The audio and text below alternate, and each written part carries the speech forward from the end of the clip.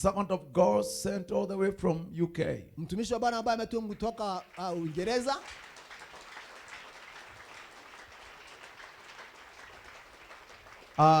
Reverend Daniel Manyanga Reverend Daniel Manyanga is regional overseer. Yeye ndio regional overseer. He is a bishop. Yeye ni bishop.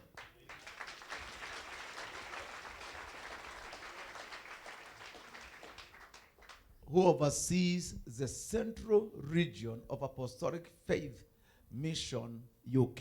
Ni overseer wa Central Region kule Uingereza.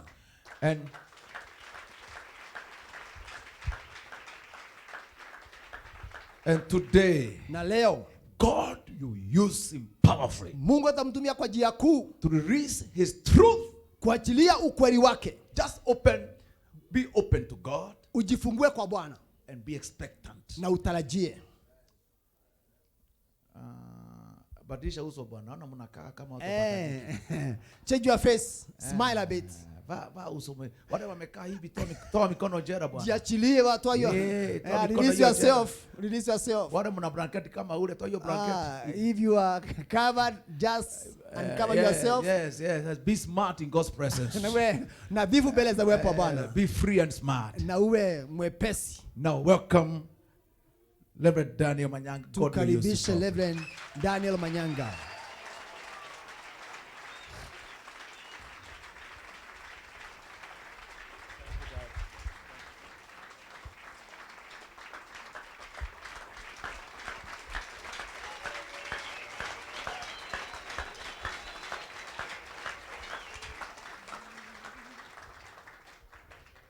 We give you all the glory.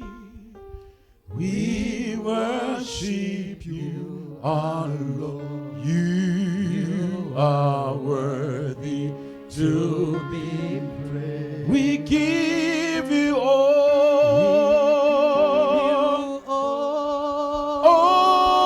the glory. We worship you, our Lord. You are worthy to be praised. Praise the Lord. Bwana Yesu asifiwe. Praise the Lord. Amen. We may be seated in the presence of the Lord. Katika uwepo wa Bwana. First and foremost, jambo la kwanza, I want to thank our Heavenly Father namshukuru Baba wetu wa mbinguni for giving us the precious gift of life, ambaye ametupatia uhai asubuhi njema, for us to be alive at such a time as this. ili tuwe hai wakati kama huu. It can only be by the grace of God. Inaweza tu kuwa kwa neema ya Mwokozi. And I also want to take this time to honor na pia nachukua nafasi hii our very own bishop in the house, kumheshimu bishop wetu hapa kanisani, Bishop Gatimo. Bishop Gatimo. We love you, Dad. Tunakupenda Baba. May God continue to bless you. Mungu aendelee kukubariki. In Jesus' precious name. Katika jina la Yesu Kristo. It is indeed an honor for me to be given this privilege. Ni hakika ni heshima kwangu nipewe nafasi hii. To come and share the word of God. Ili nije niweze kushiriki neno la Bwana. At Bishop's local church. Katika kanisa la nyumbani la askofu. It is indeed an honor. Kabisa ni heshima. I consider this a big platform. Nina hesabu ya kwamba hii ni mahali pazuri sana. Amen and amen. Amen. I also want to acknowledge in the house my very own apostle. Nataka kutambua apostle wangu, the president of the Apostolic Faith Mission Church in the United Kingdom. Rais wa AFMI kule Uingereza. Apostle Bernard Mberry. Ambaye anaitwa Apostle Bernard Mberry. We love you so much, Dad. May God bless you. Tunakupenda sana, Bwana akubariki. Again, it is an honor for me to share the word of God in His presence. Na ninaheshimia kuweza kushiriki neno la Bwana katika uwepo wake. Amen and amen. Amen and amen. I also want to acknowledge the apostle all the way from Australia. Na pia nataka kutambua also in the house, Reverend Sean. Ambaye ako hapa, Reverend It Sean. is an honor for me also to share the word of God in your presence. Kwangu pia kugawana neno la Bwana akiwa hapa. Together with Mom in the house. Pia pamoja na mama hapa. We love you so much and may God bless you. Bwana wabariki. I consider all protocol observed. na tabua kila heshima za watu. I want to make the most of the time that I've been allocated this Nataka morning. kutumia muda vizuri vile ule ambao nimepewa. So I'm going to go straight into our Bible study this morning. Twaenda mara moja kwa Bible study yetu. Like what Bishop said, if you've got your pen and the paper, please Kama uko na karatasi yako na use of them. kalamu, uitumie vizuri. I'm excited because I feel I'm in my comfort zone. Nasikia kabisa nina furaha kwa sababu niko mahali pangu pazuri. I'm not so much of an evangelist or a preacher, Yeye but sio mwinjilisti ama mhubiri I vile. enjoy so much breaking the word Yeye anapendezwa sana wakati anamega mkate, so that we can understand the mind of God. ili tuweze kuelewa akili ya Mungu. So this morning I want to teach on a subject that I've titled Leo nitaka kufundisha ujumbe ambao kichwa yake ni hii: Using the Power of a Covenant. kutumia nguvu ya covenant, agano. Using the power of a covenant. Kutumia nguvu ya agano. Tell somebody who's next to you and say, using the power of a covenant. Mwambie mwenzako kutumia nguvu ya agano. Let me begin by going to 1 Chronicles chapter number 12 verse number 32. Twende pamoja katika kitabu cha Mambo ya Nyakati 12 mstari wa 32. 1 Chronicles 12 verse number 32. Mambo ya Nyakati wa kwanza 12 mstari wa 32.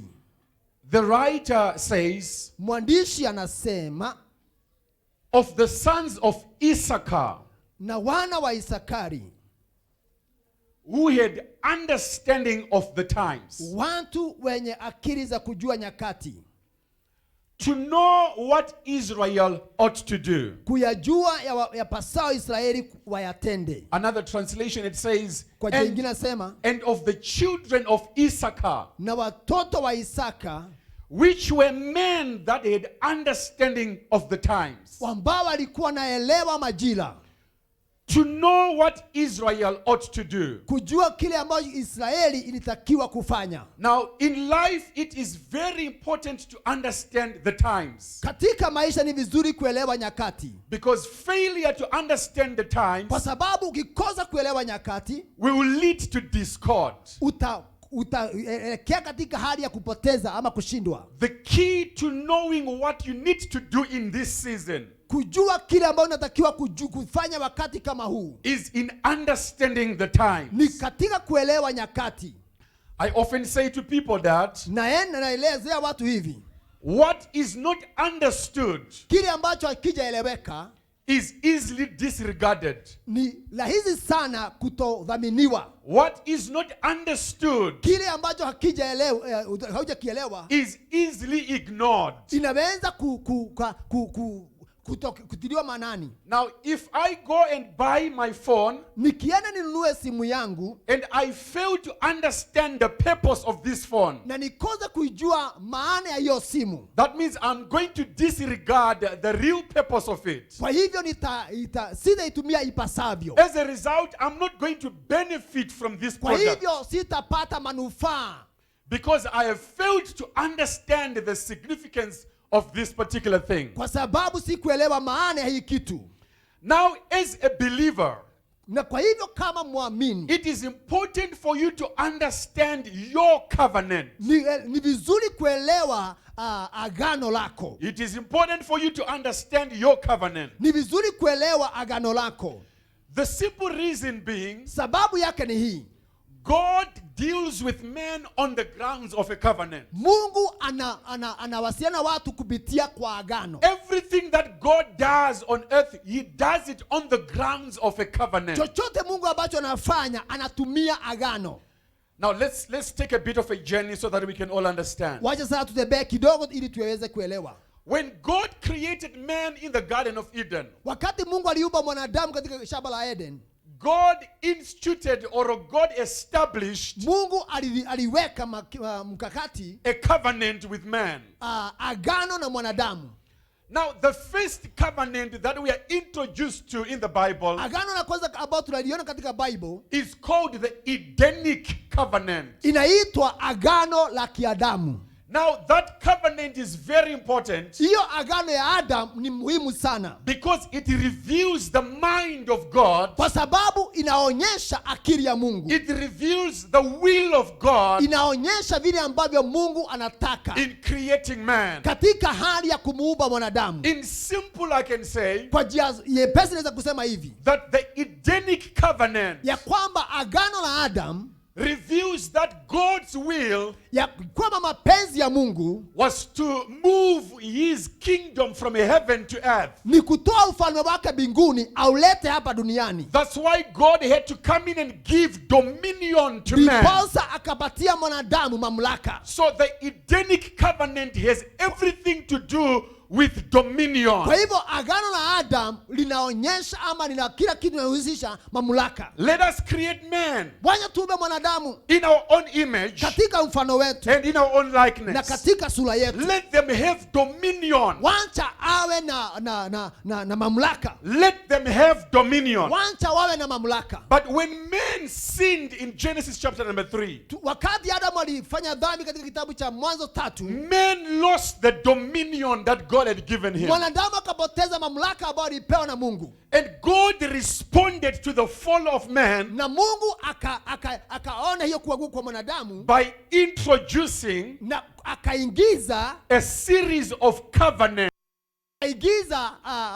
Agano kadhaa zikifuatana. Now these Hizo agano ambazo zilifuatana are called redemptive covenants agano za ukombozi. of redemption. Kwa hivyo ujumbe wa ukombozi Is a response to the fall of man. ni kitu ambacho kilitokea kwa sababu ya mwanadamu kuanguka. So the first response of God Vile Mungu alihusika katika ile jambo ya kwanza, was a covenant that is called the Adamic covenant. akaweka agano la Adam. And after that, God introduced another covenant Baadaye Bwana akaleta agano lingine called the Noahic covenant. la Noa, Noahic covenant, agano la Nuhu. God introduced the Abrahamic covenant. Mungu akaleta agano la Abraham. From the Abrahamic covenant, Kutoka kwa agano la Abraham, God introduced the Mosaic covenant. akaleta agano la Musa. Let me come back. I know you're writing. Najua kabisa mnaandika. God Hallelujah. responded, number one, Mungu alijitoa by introducing the Adamic covenant. akaleta agano la Adamu. From the Adamic covenant to the Noahic covenant. Kutoka kwa agano la Adamu akaleta agano la Nuhu. From the Noahic covenant or the covenant of Noah, Kutoka agano la Nuhu, God introduced the covenant of Abraham or the Mungu Abrahamic akaleta covenant. agano la Abraham. From the Abrahamic covenant, God introduced Kutoka agano la Abraham, Mungu akaleta the Mosaic covenant. agano la Musa. From the Mosaic covenant, Kutoka agano la Musa, we come to the Davidic covenant. akaleta agano la Daudi. Am I still with you? Tuko pamoja? From the Davidic covenant, Kutoka agano la Daudi, we come to the new covenant. kukatokea agano jipya. Let's do a recap. Hebu turudie tena. The first one is the Adamic covenant. Ya kwanza ni agano la Adam. The second one is the Noahic covenant. Ya pili ni agano la Nuhu. The third one is the Abrahamic Ya tatu ni covenant. ya Abraham. The fourth one is the Mosaic covenant. Ya nne ni agano la Musa. The fifth one is the Davidic covenant. Ya tano ni agano la Daudi. And the sixth one is the new Na covenant. ya sita ni agano jipya. Now, when you look at these 6 covenants, Unapotazama agano hizi sita, they summarize the Bible from Genesis to Revelation. inafanya summary ya Bible kutoka mwanzo. Because when you come to the Adamic covenant, Kwa sababu ukija katika agano la Adam, we have Genesis chapter number 1 up to verse chapter number 3. katika mwanzo mlango wa kwanza mpaka mlango wa 3. Right up to Genesis chapter number 8. Mpaka mlango wa 8. When we come to the story of Noah tunapoingia katika hadithi ya in Nuhu chapter number 9 of Genesis, katika mlango wa 9 We wa Mwanzo, we see the Noahic covenant. tunaona agano la Nuhu. Do you remember that day when Noah came out of the ark Unakumbuka vile Nuhu he- alitoka katika hiyo and he built an altar, na akatengeneza madhabahu, and God responded to that altar? na Mungu akahusika na haya madhabahu. God established the Noahic covenant. Mungu akaweka agano na Nuhu.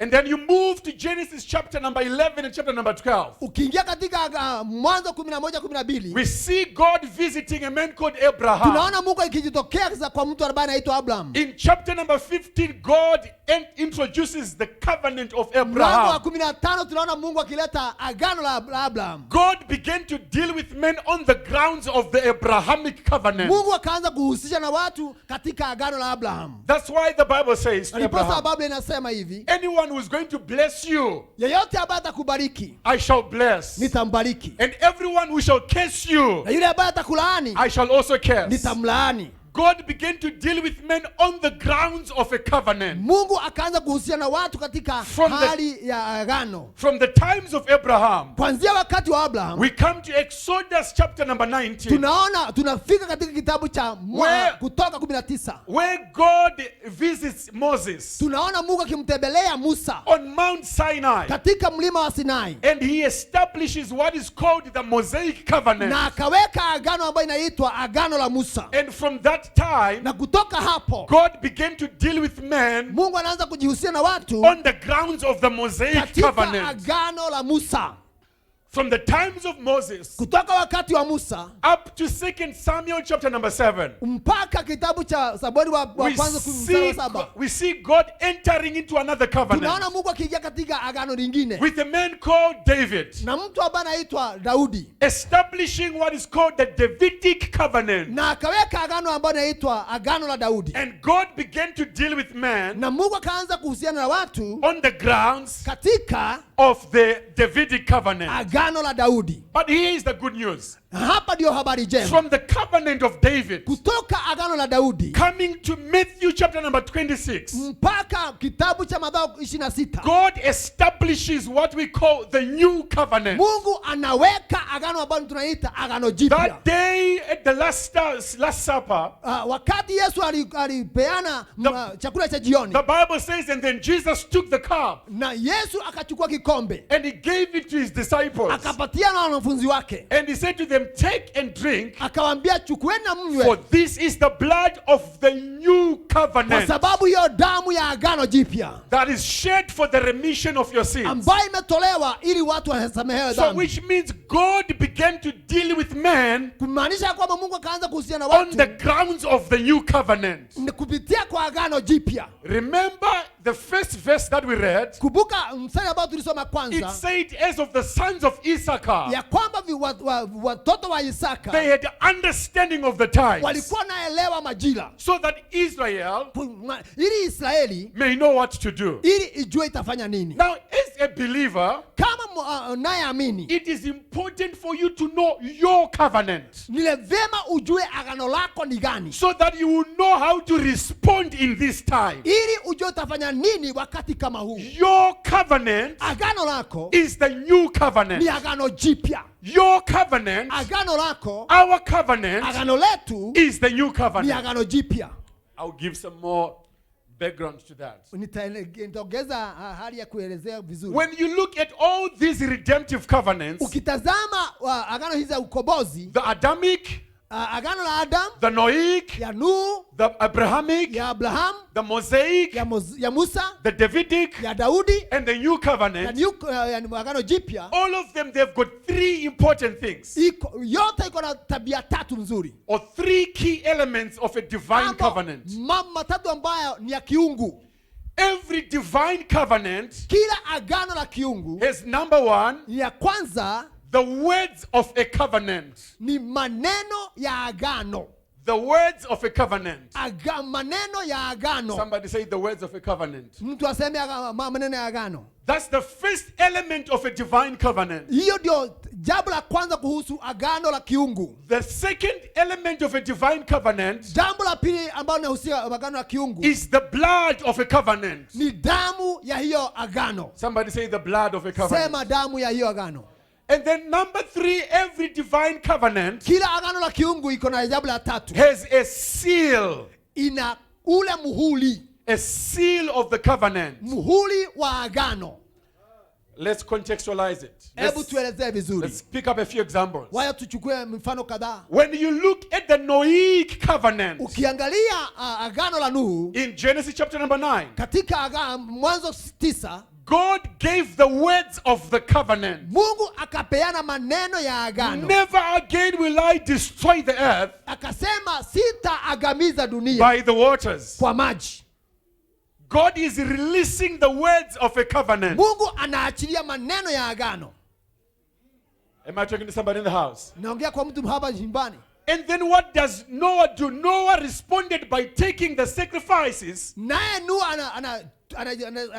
anatoa kafara and he offered them on the altar. na anaitoa katika madhabahu. That means blood was shed. Kumaanisha kwamba damu ilimwagika. So we have the blood of the covenant. Tunapata damu ya agano. And then God responded by bringing in Naye Mungu akajitoa akifanya hivi. a rainbow. Akaonyesha hiyo rainbow. So the rainbow is the seal of the covenant. Na hiyo rainbow sasa ndio ina muhuri wa hiyo agano. 3 elements of a divine covenant. Mambo matatu ya agano la kiungu. The words, Neno, the blood, damu and the seal. na muhuri. So for the Noahic Kwa covenant, hivyo kwa agano la Nuhu we have God giving the words. tunaona Mungu akipeana neno.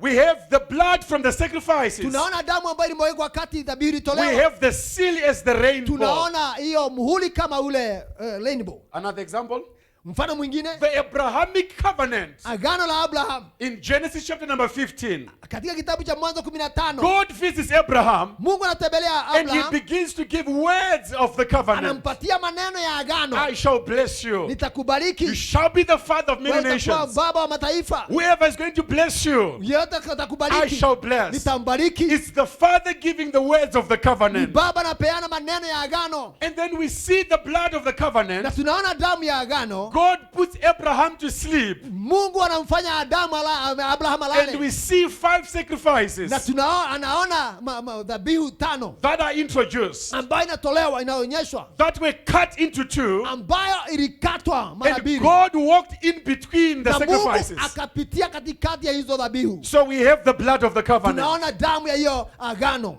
But when you come to Genesis chapter number 17, Tukienda katika mlango wa 17, we see the seal of the covenant, tunaona muhuri wa hilo agano which is circumcision. ambao ni kutahiriwa. Somebody say circumcision. Sema kutahiriwa. So circumcision is a sign of a covenant. Kwa hivyo kutahiriwa ndio muhuri ama ishara ya It's ile a seal of the agano. covenant. Ndio muhuri wa ile agano. No wonder why when you come to the New Testament, Na ndiposa ukiingia katika agano the jipya, Pharisees make a big deal about the circumcision Wafarisi wanaongea sana kuhusu kutahiriwa because they were dealing with the covenant. kwa sababu wanahusika katika agano. I'll give one more example. Mfano mwingine moja, The Mosaic covenant. agano la Musa, Exodus chapter number 19. Kutoka 19.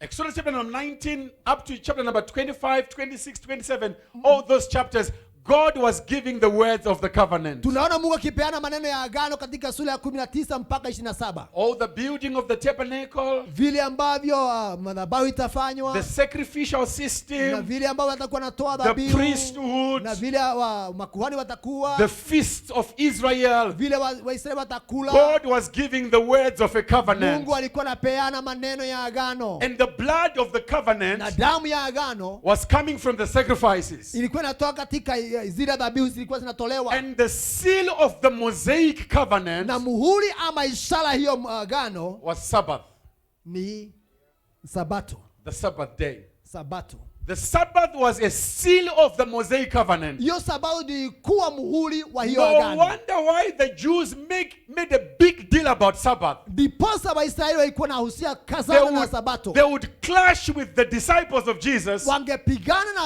wafuasi wa Yesu. when it comes to the Sabbath. ikifika mambo ya sabato, Because it was a seal of the kwa covenant. sababu ilikuwa ndio muhuri wa agano. Now, following the same pattern, Tukifuata hiyo mtindo, when you come to the New Testament, tukiingia katika agano we jipya, have the words of the covenant. tuko na maneno ya agano, All the teachings of Jesus the Christ vile ambavyo Yesu Kristo were alifundisha the words of the covenant. ndio maneno ya agano, And the blood of the covenant na damu ya agano is not now from the animals, haijatoka kwa wanyama, but the blood of the new covenant lakini damu ya agano jipya is coming from Jesus the Christ. inatoka kwa Yesu Kristo. When he was crucified on the cross, Wakati Yesu aliagikwa and msalabani, blood flowed from his side, damu yake ikatoka katika ubavu that wake. was the blood of the Hiyo covenant. ndio damu ya agano, And the seal of the new na covenant muhuri wa hiyo agano jipya is the Holy Spirit. ni Roho Mtakatifu. Haleluya! The seal of the new covenant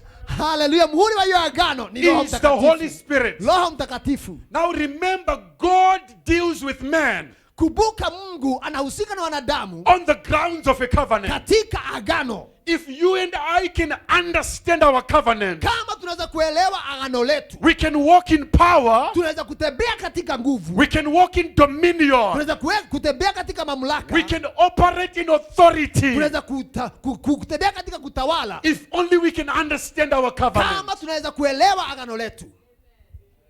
Somebody say understanding Mtu aseme understanding, the power of the covenant. kuelewa agano. Now when you look at these three elements of a covenant, Ukitazama haya matatu katika agano, the words, maneno, the blood, damu and the seal, na muhuri, you will find that utaona the Godhead yule Mungu ambaye ni kichwa plays specific roles. kuna sehemu ambayo anaonekana akifanya. The words of a covenant Maneno ya agano are given by the Father. inapeanwa na Baba. The blood of the covenant Damu ya agano is given by the Son. inapeanwa na Mwana, And the seal na muhuri is given by the Holy Spirit. inapeana Roho Mtakatifu. Hallelujah. So the fullness of the Godhead Kwa hivyo ukamilifu wa Mungu ambaye ni kichwa plays a part inafanya kitu in a covenant, katika agano, making the three most important weapons kupeana silaha ambayo ni ya kipekee tatu for a believer. kwa anayeamini. The three most important weapons for a believer Silaha tatu ambazo ni za yule ambaye anaamini is the words, ni neno, the blood, damu and the Holy Spirit. na Roho Mtakatifu. The most important tools for you as a believer Kile ambacho unahitaji sana kama unayeamini are the words of the Father, ni maneno ya Baba, the blood of the Son, damu ya Mwana and the Spirit of the Holy Spirit. na Roho wa Roho Mtakatifu. Hallelujah. If you can work or cooperate with these three, Ukifanya kazi na hizo tatu, you will be able to walk in dominion, utatembea katika utawala, because that was the mind of God kwa sababu hiyo ndio ilikuwa when akili ya He Mungu created man wakati alimuumba mwanadamu in the Garden of Eden. katika shamba la Eden. So the Father gives the words to us. Kwa hivyo Baba anapeana neno kwetu, The Son provides the work for us. naye Mwana anapeana kazi kwetu, And the Holy Spirit does the work in us. naye Roho Mtakatifu anafanya kazi ndani yetu. Let me repeat that one. Hallelujah. Wacha nirudie tena. Hallelujah. I said the Father gives the words to us. Baba anapeana neno kwetu, The Son provides the work for us. naye Mwana anapeana kazi, anafanya kazi And ndani the yetu, Holy Spirit does the work in us. naye Roho Mtakatifu anafanya kazi ndani yetu. Very important. Ya maana sana. Very important. Ya maana sana. Very important. Ya maana sana. Now Hallelujah. let's pull a case study Wacha tusome mfano mwingine hapa, about how to use the power of a covenant. ili jinsi ya kutumia nguvu ya agano. In 1 Samuel chapter number 17, Kitabu cha Samueli wa kwanza mlango wa 17, we are introduced to the story of David and Goliath. tunaletewa hadithi ya Daudi na Goliath. We all know the story. Je, mnaelewa hiyo hadithi? The battle between David and Goliath. Vile Daudi alipigana na Goliath. I know we call it a battle between David and Goliath, Tunasema hiyo ni vita katikati ya Daudi na Goliath. but honestly speaking, it's not a battle. Lakini kusema kweli sio vita. Because a battle, it is when people are exchanging blows. Kwa sababu vita ni wakati wanarushana makode. But in this case, there's no exchange. Lakini hapa hakuna mtu ambaye anarushia mwingine. It's just one person who was beaten. Ni mmoja ambaye alichapwa. The game was over. Na ikaisha. Hallelujah, hallelujah. So in 1 Samuel chapter number 17, Katika Samueli wa kwanza sura 17, we see Saul going to battle with his army, tunaona Sauli akienda vitani na jeshi lake. and the Philistines on the other side of the Na mountain. Wafilisti wakaa upande ule mwingine. And there's a valley in between. Na kulikuwa na bonde hapo The katika. Bible says for 40 days and 40 nights, Biblia inasema ya kwamba kwa siku 40 na usiku siku Goliath 40. came Goliath alitoka and akaja insulted the army of Israel. na anatusi jeshi la Israeli. And watch what Israel would do. Na vile Israeli They wangefanya, would run away every morning. wangetoroka kila asubuhi. So for 40 days and 40 nights, Kwa hivyo kwa siku 40 na usiku 40 they were receiving daily doses walikuwa wanapata dawa asubuhi of insults. ya matusi. You know, when you're not feeling well, you go to the doctor. Kama wewe ni mgonjwa unaenda kwa daktari, They give you a prescription anakupatia madawa. 3 times a day. Uyabota kuja mara 3 kila siku. Take one in the morning, Asubuhi moja, in the afternoon, alasiri moja and in the evening. na jioni moja. For Israel, Kwa Israeli they had a daily dose walikuwa na dawa yao of insults. ya matusi. And after taking their daily dose, Na wakikunywa hiyo dawa, they would run away into the caves. wakitoroka wakaenda katika mapango. For 40 days, Kwa siku 40 they had the courage to wake up the following morning walikuwa na nguvu ya kuamka asubuhi to receive a dose ili wapate dawa of insults. ya matusi. Until a young man Mpaka kijana mdogo who understands the power of a covenant ambaye anaelewa nguvu ya agano stepped on the scene. akaingia. And when he came on the scene, Na wakati alionekana he hapo, came right on time akaja wakati when unafaa. Goliath Wakati was Goliath, prescribing another dose. wakati alikuwa anapeana dawa yake. And David says to the men around him, Na Daudi anasema kwa sababu alikuwa mzunguka. 1 Samuel 17:26. That's the line that I Samueli want. wa kwanza 17 1 Samuel 17 verse 26. mstari wa I 26. want you to follow me very carefully. Nataka mnifuate vizuri.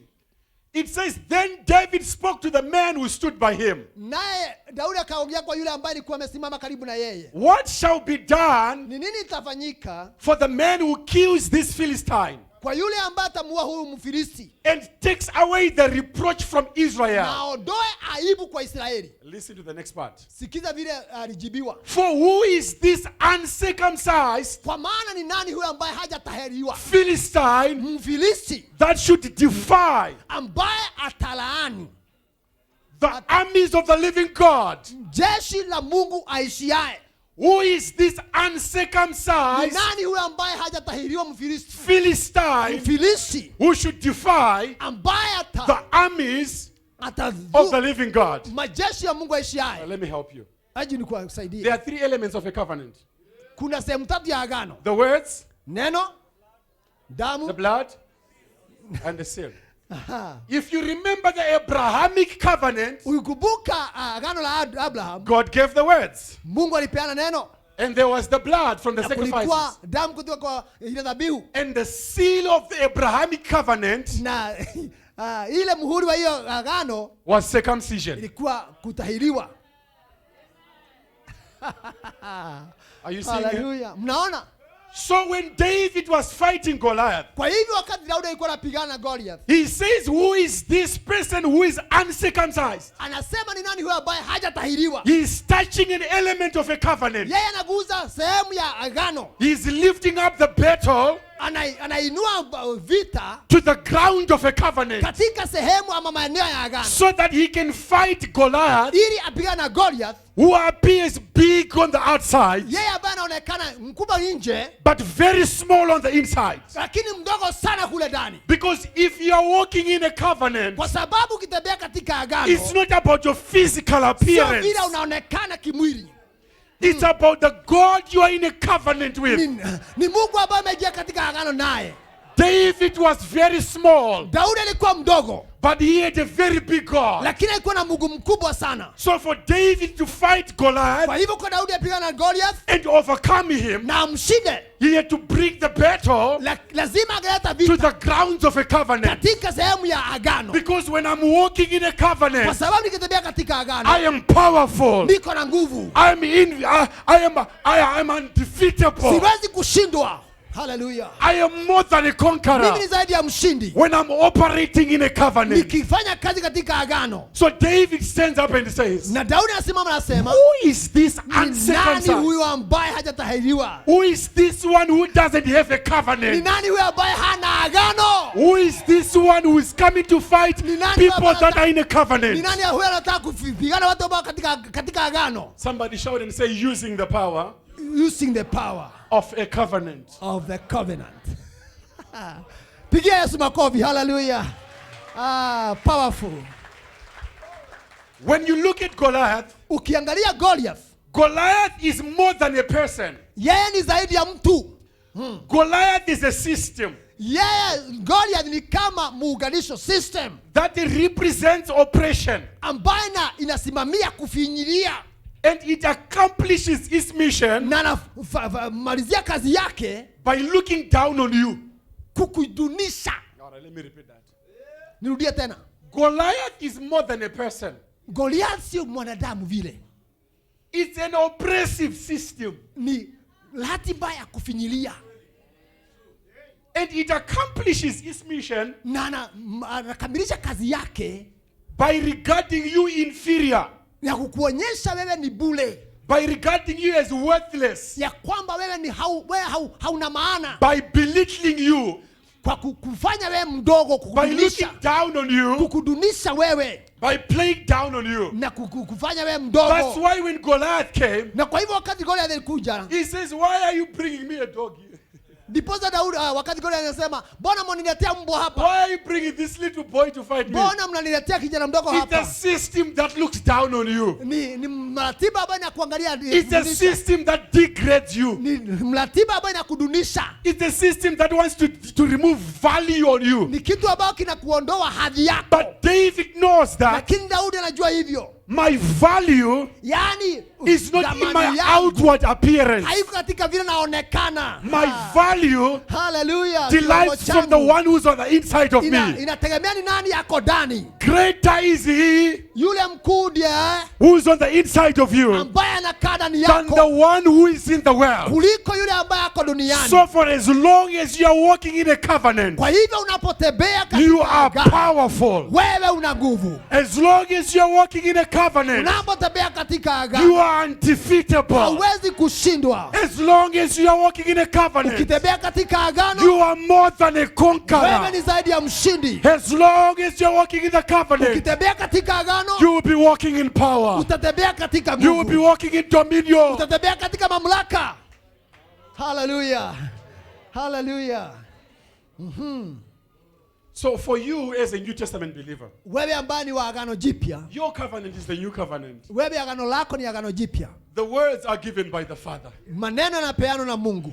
I shall bless you. Nitakubariki. I will never leave you nor forsake you. Sitakuacha ama It's the kukudhalimu. Father giving the words of the Ni covenant. Baba anapeana neno la I agano. shall heal you. Nitakuponya. By his stripes you are healed. Kwa kupigwa kwake It's the umepona. Father giving the words of Ni the Baba covenant. anapeana maneno ya agano. You are blessed in Christ Jesus. Wewe umebarikiwa ndani ya With Kristo. every spiritual blessing. Na kila baraka ya kiroho It's the words of the ni covenant. maneno ya agano. I shall be with you Nitakuwa na wewe right up to the end of the mpaka age. mwisho wa dahari. It's the Father giving the words of Ni the covenant. Baba anapeana maneno ya And agano. the Son then said, Naye mwana anasema, Dad, I cannot let your words go siwezi kuachilia maneno yako hivyo empty. iende bure. I'm going to step into the world Nitakanyanga duniani, and work on the words. nifanyie kazi ya maneno. I'm going to work on the words of the Father. Nitatenda kazi juu ya maneno ya And we Baba. see Jesus coming on earth. Muone Yesu Kristo akizaliwa He's duniani, working the words of the anafanya Father. kazi ya Baba. The Father said, I shall heal you. Baba anasema nitakuponya, And Christ provides the stripes. naye Yesu anapeana By mgongo, his anapigwa. stripes I am Kwa healed. kupigwa kwake He tumepona. begins to work the words of the Anaanza Father. kufanya kazi ya Baba. And the Holy Spirit said, Na hola Roho Mtakatifu I'm not not going to stay in heaven. Sitakaa mbinguni tena. When the Father and the Son are working on earth, Wakati Baba na Mwana I'm going to wanafanya step duniani, on the earth, nitakanyaga duniani. get on the inside of Niingie them, ndani yao. and work on the inside of them. Nifanye kazi ndani yao. Hallelujah. Hallelujah. Hallelujah. Hallelujah. Never, ever, ever allow the enemy Usikubalie adui to talk you down. akujushe chini. You are powerful. Uko na nguvu. You are powerful. Uko na nguvu. Because the fullness of the Kwa Godhead, sababu kaumanifu wa it Mungu lives in you. inakaa ndani yako.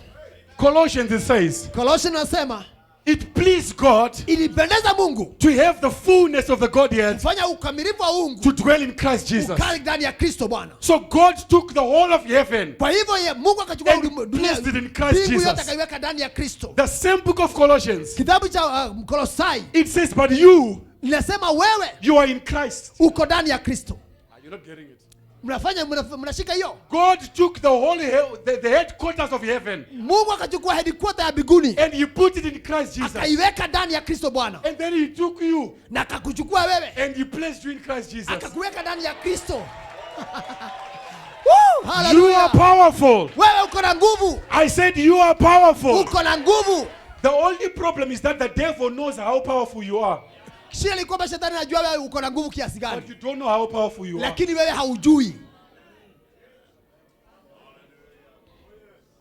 If only you can know how powerful you are, Kama ungejua vile nguvu uko nayo ndani yako, you will not allow the enemy hautakubalia to adui steal your joy. aibe furaha You yako. will not allow the enemy Hautakubalia adui to steal your peace. achukue amani yako, Because the fullness of the kwa Godhead, sababu ukamilifu wa Mungu it lives in you inakaa ndani yako, by virtue of you being in Christ kwa Jesus. sababu wewe uko ndani ya Kristo. Hallelujah. Praise be to God. Bwana asifiwe.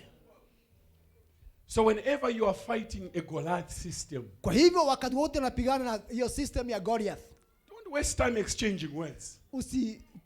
usibadilishane maneno ama kujibizana. Just raise the game Inua hiyo vita to a covenant level. ifike kiwango ya agano. Hallelujah. Just raise the game Uinue hiyo to mchezo a covenant level ifike kiwango ya agano, and fight him from a covenant. na upigane na yeye kutoka sehemu ya Fight agano. him from a covenant. Upigane naye kutoka kwa agano. Remember the Abrahamic covenant. Kumbuka agano la Abraham. That's when God says to Hapo Abraham, ndio Mungu alisema that day when he was coming from Mount Moriah to offer Isaac. wakati alikuwa anatoka katika mlima wa Moria. If you read the verses down, it says when Abraham came down from the mountain, Ukisoma hapo chini inasema wakati Abraham alishuka kutoka then mlimani, God said to Abraham, naye Mungu akamnenea Abraham your sons akamwambia, or your descendants, watoto wako they shall possess watamiliki the gates of their enemies. mlango wa adui. Ha! Uye. It's from the Abrahamic covenant. Ni kutoka kwa agano la Abraham. So when David began to speak to Goliath, Kwa hivyo wakati Daudi anaanza kunenea he Goliath, was looking at a gate yeye alikuwa anatazama mlango that was waiting to be possessed. ambao alikuwa anangojea aumiliki, Because your descendants kwa sababu shall inasema possess or shall have authority, wale watatoka shall kwako have power watakuwa na nguvu over your enemies. juu ya maadui wako. So now we have our enemies in the form of Philistines. Kwa hivyo tuna adui ambao ni Wafilisti, And David gets excited. na naye Daudi When anachangamka. everyone was running away, Wakati kila mtu alikuwa anakimbia, David was rejoicing. naye Daudi alikuwa anafurahia, Why? Because when I'm walking in a kwa covenant, sababu nikitembea katika I agano am most powerful. mimi niko na nguvu zaidi. Hallelujah. Hallelujah. Hallelujah. So here's the application. What do you need to do? Utafanya namna gani? I'm left with 3 minutes. Nimebakisha dakika 3. What do you need to do? Utafanya nini? Use the power of your covenant. Tumia nguvu ya agano lako. 3 things that I want to leave you to use Mambo ambayo nitakupatia matatu ambayo in utatumia your Christian journey. katika safari yako ya Ukristo. Use the words of the Father. Tumia maneno ya Baba. David says, you're coming against me Naye Daudi akasema, waja kinyume changu with a sword and an arrow. ukiwa na mpanga na mkuki, But as for me, lakini kwangu I come against you nakuja kwako in the name, kwa jina, in the nature, katika hali, in the person katika uwezo of Jehovah God. ya Jehova. Using the words. Akatumia neno. Use the word of God. Tumia neno la Mungu When you're fighting battles in life, wakati unapigana vita maishani. use the word. Tumia neno. You cannot overcome this world Hauwezi kushinda dunia if you are wordless. kama hauna maneno. Kama hauna neno. I said you cannot overcome this world Hauwezi kushinda dunia hii if you are wordless. kama hauna neno. You need the word Soma neno of the Father. ya Baba. Number 2 that you need to do, Ya pili ambayo unatakiwa kufanya, use the blood tumia damu as you're fighting the battles in life. unapopigana vita katika maisha. Use the blood. Tumia damu. There's a verse in Revelation, I can't remember, it's chapter number 11, verse 17.